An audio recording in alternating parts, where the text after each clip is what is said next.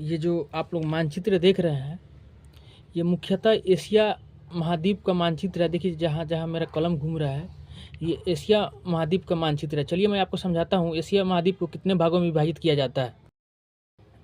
Asia महाद्वीप को मुख्यतः 5 भागों में विभाजित किया जाता है। देखिए कैसे, ये ऊपर जो है यहाँ पे ये सब नॉर्थ एशिया हो गया। ऊपर देखिए ताजिकिस्तान, कजाकिस्तान, उज्बेकिस्तान। उसके बाद यहाँ पे आइएगा तो वेस्ट एशिया होता है। ये जो अरब देश है, देखिए यहाँ पे सऊदी अरब, रियाद, ये जो सऊदी अरब है, ओमान है, इराक है, ईरान है, सीरिया है, ये सब वेस्ट एशिया हो जाता है, जिसको अरब देश भी कहते हैं। फिर आप नीचे आइएगा तो यहाँ पे इंडिया है। देखिए इंडिया है, तो इंडिया मेरा साउथ एशिया में आता है, साउथ एशिया में आता है। फिर जब इधर आइएगा चाइना है, चाइना आ जाता है आपको ईस्ट एशिया में। चाइना आता है और जापान आता है। देखिए यहाँ पे जापान भी होगा, यहाँ पे देखिए ये जापान है ना।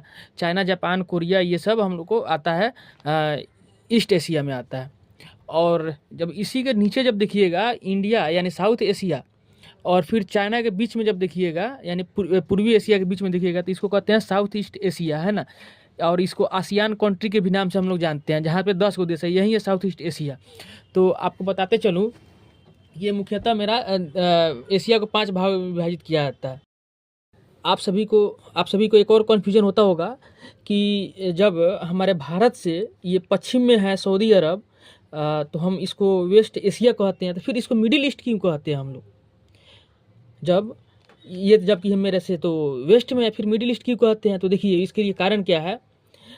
जब अंग्रेज़ों ने ग्रीनविच मीन टाइम यानी कि 0 डिग्री अक्षांश रेखा खींचा, तो उनके परिप्रेक्ष्य से, अंग्रेज के परिप्रेक्ष्य से ये मिडिल ईस्ट कैसे हुआ है? ये भारत हुआ अंग्रेज के परिप्रेक्ष्य से, या यूएसए के परिप्रेक्ष्य से ये ईस्ट में हुआ।